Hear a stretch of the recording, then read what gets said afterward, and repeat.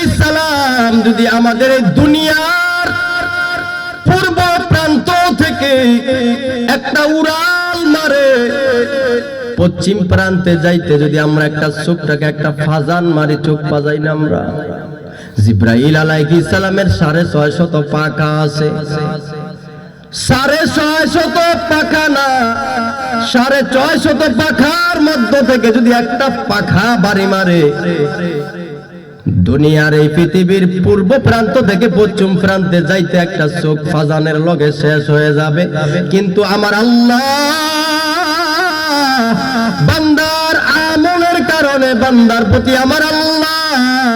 খুশি হয়ে এমন জান্নাত দিবে, নবী বলে আমার উম্মত শোন, জিব্রাইল আলাইহিস সালাম যদি ওই জান্নাতের মধ্যে 650 পাখা লাগায়া 500 বছর পর্যন্ত একেবারে দ্রুত গতি স্পিরিটেও দৌড়ায়, জান্নাতের একটি কোণাও শেষ করতে পারবে না।